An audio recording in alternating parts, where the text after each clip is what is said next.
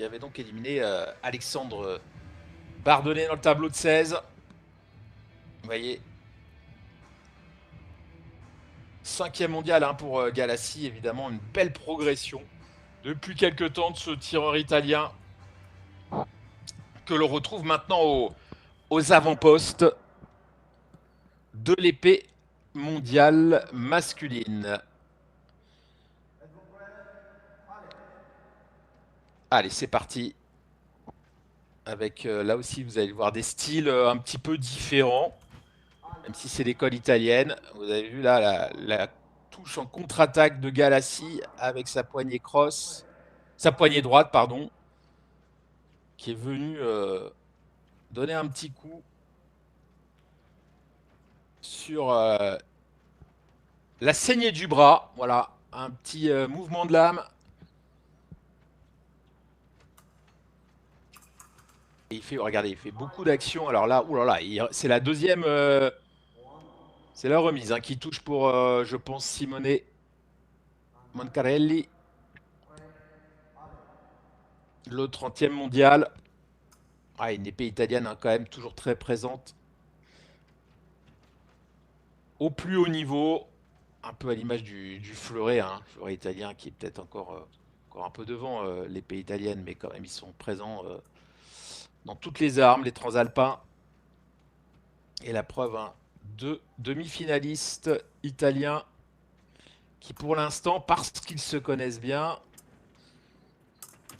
n'ont pas des scores trop importants.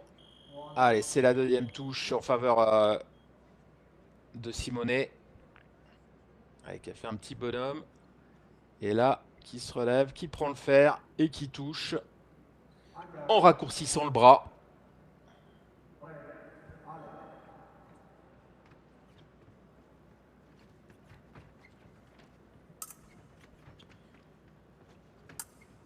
Alors, Gassali, il a la possibilité de changer complètement de garde en fonction de son adversaire. Là, vous voyez qu'il est vraiment dans la provocation, ça c'est certain. Essayer d'être un peu penché vers l'avant pour inciter le tireur adverse à venir. Il va être très présent sur ses jambes, capable de retraite très rapide. Et la touche double. Théo Galassi qui s'est un peu excusé là parce qu'il a senti qu'il mettait beaucoup de pression au bout de l'épée sur la pointe de son adversaire.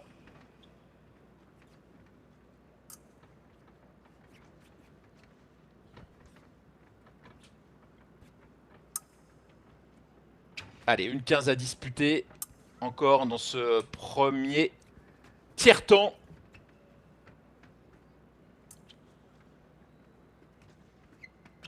Vous voyez, un style beaucoup plus classique, en tout cas dans la position de garde pour Moncarelli.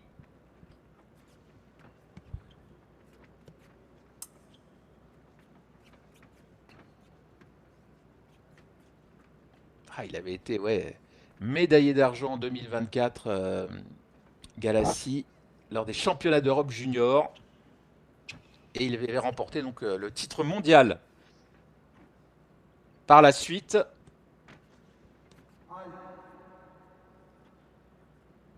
Alors, minute de passivité.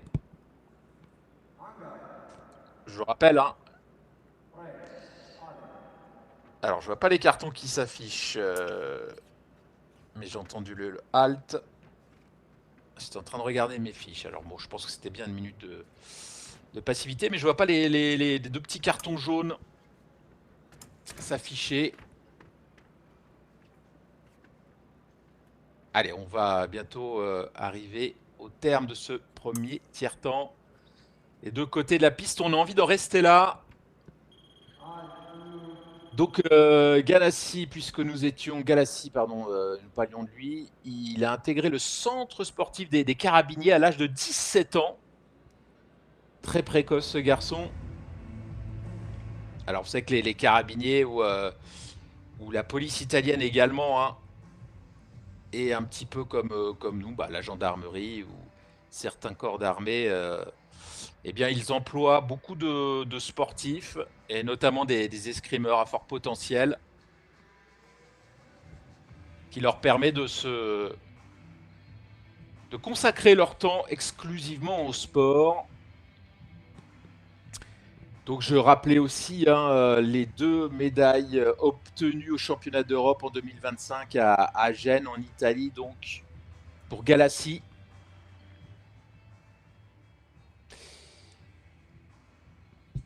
Et Mancarelli, Simone, hein, Simone qui fait partie aussi des Italiens à surveiller. Hein, c'est pas pour rien qu'il est en demi-finale de ce Grand Prix. Il sort de plus en plus, ce garçon, au niveau international. Il se fait remarquer avec déjà hein, cette 30e place en senior. Et c'est reparti pour le deuxième tiers-temps.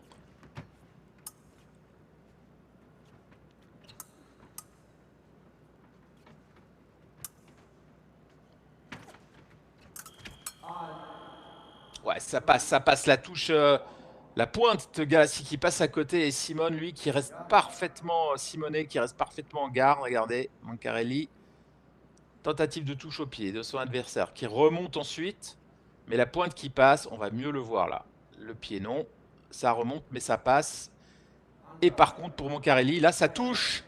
Et il prend 2 points d'avance, l'Italien. Enfin, l'Italien, ce sont 2 Italiens. L'Italien de gauche. 4-2 pour Simone Mancarelli.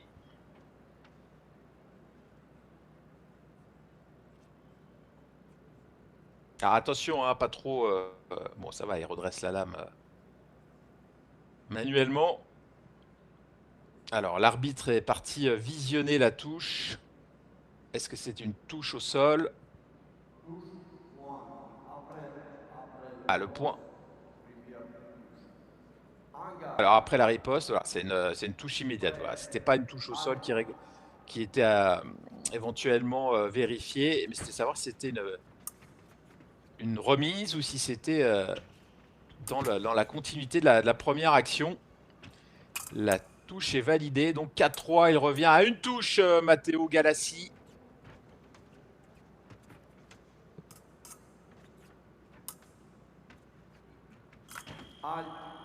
Et il égalise, voilà.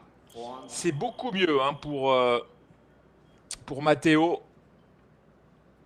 Il revient au score, évidemment, donc c'est la preuve que c'est beaucoup mieux, mais on le voit dans l'attitude, il fait plus venir son adversaire. Il a commis une ou 2 erreurs hein, qui lui ont valu d'être mené juste avant. Ah, et là, il a cherché la parade, et c'est allé toucher direct hein, pour Mancarelli. Là, il aurait peut-être mieux fallu aller chercher le double ou la contre-attaque, mais il s'est laissé surprendre. Mancarelli qui fait tester son épée.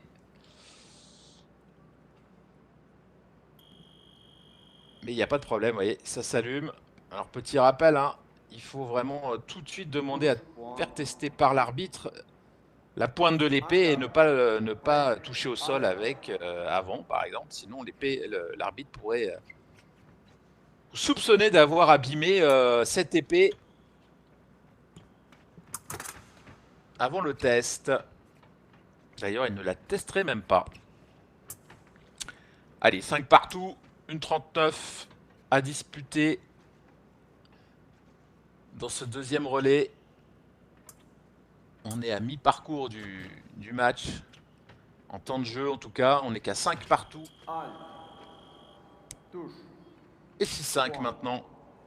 Ah, c'est un match qui va s'accélérer un tout petit peu.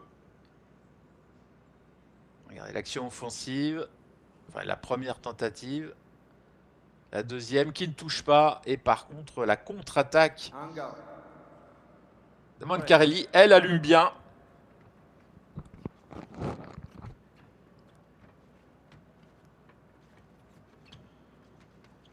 Ah, c'est pas mal hein, ce que nous fait le 30e mondial, ce qu'il propose.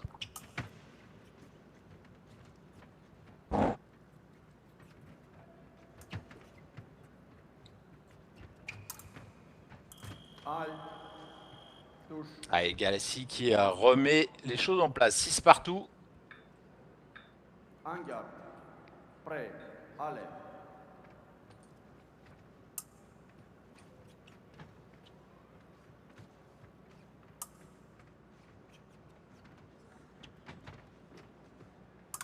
Aïe. Touche.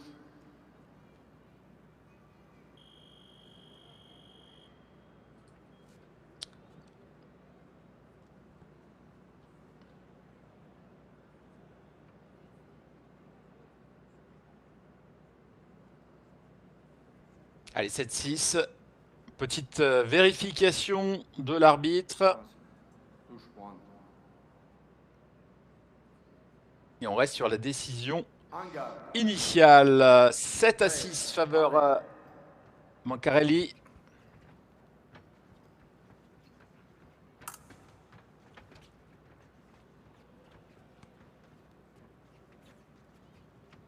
Allez, toujours cette garde portée vers l'avant, penchée vers l'avant. Et la touche au pied, habile. Celle-ci, elle était pourtant à attendre, hein, mais elle a été parfaitement exécutée. Regardez, en vitesse. On sentait hein, qu'il allait à nouveau aller chercher le pied, Matteo Galassi. 30 secondes à disputer dans le deuxième tiers-temps. Ah, encore une fois, hein, deux tireurs qui... Alors, ils ne s'entraînent pas au quotidien ensemble. Hein. C'est pas comme en France à l'INSEP. Mais ils se connaissent par cœur parce qu'ils se retrouvent régulièrement en stage. Ils se retrouvent aussi sur les compétitions, y compris sur le championnat italien, par exemple. Allez, on va prendre la minute de pause. Alors, aucun des deux tireurs, bien évidemment, n'est coaché. Hein. C'est le cas aussi en France, hein, quand vous avez deux tireurs du même pays qui s'affrontent, eh bien, ils se débrouillent tout seuls pour la minute de pause. C'est logique.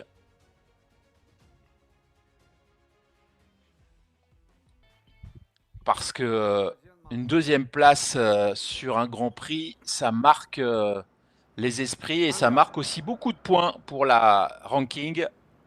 Prêt. Allez. Allez, c'est reparti, 7 partout, on l'a dit. Avec Matteo Galassi qui a mis cette 7e touche au pied. Mancarelli qui a envie de goûter à nouveau à une finale de Grand Prix. Lui qui a goûté à l'argent en janvier dernier.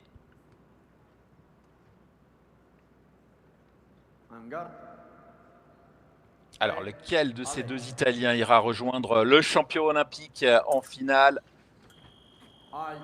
Cano Cocchi, eh bien, répondre dans quelques instants. Pour l'instant, on reste au coude à coude entre les deux transalpins.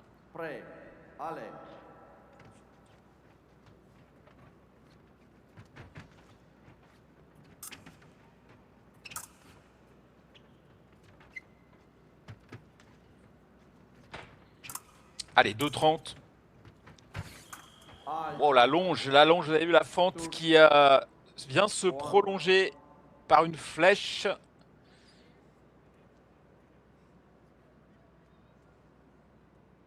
Mancarelli qui égalise à 9 partout sur cette très très belle action. La fente et la continuité en flèche.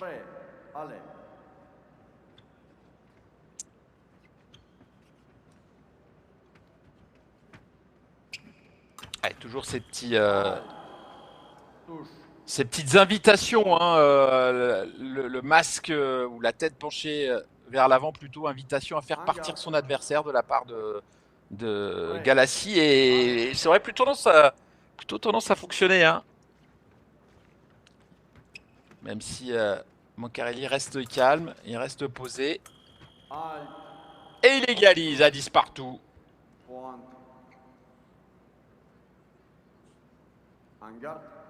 Ah, c'est un match très différent du précédent, dans lequel on a vu Paul Fortin, hein, malheureusement, s'incliner face à Cano Cocchi. Alors qu'il y a eu 12-12.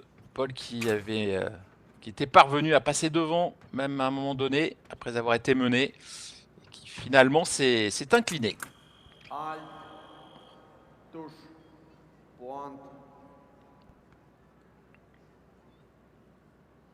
Ah, il a des coups lancés aussi très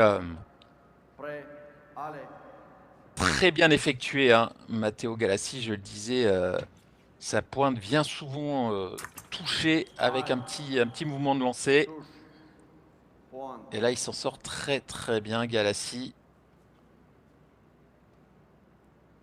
On est un petit peu en milieu de piste aussi. Ouais. Très bien fait de la part de Matteo Galassi. Et on change d'épée du côté de Simone Mancarelli pour casser un petit peu le rythme. Mais ça, vous en avez l'habitude. C'est monnaie courante en escrime, mais bon, en garde, ça fait partie du jeu. Une prêt, 43 à disputer allez, encore. Deux touches à remonter pour Simone Mancarelli. Et là, évidemment, hein, chaque touche double fera bien les affaires de Galassi. aïe, Oh, le petit bond. Et un petit bond, ça termine en petit bonhomme. Et il touche, voilà, des positions un petit prêt, peu allez, pas forcément évidentes, mais ça marque. Pas très académique, on va dire, mais en tout cas, ça fonctionne. Un aïe, espèce de petit bond. Il double, descend sur ses jambes pointe, et il touche Matteo Galassi.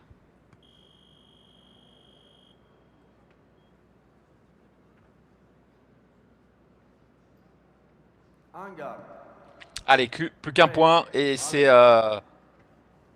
l'Italien de droite qui rejoindra peut-être le Japonais dans la grande finale de tout à l'heure.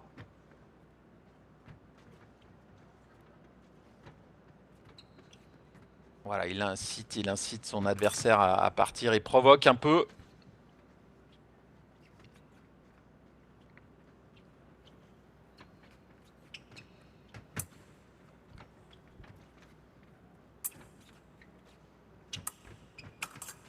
Matteo Galassi, médaillé de bronze aussi par équipe au championnat.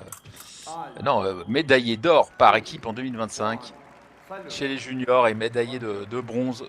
Et ça, je vous l'ai déjà dit, au championnat d'Europe par équipe, après avoir obtenu l'argent individuel.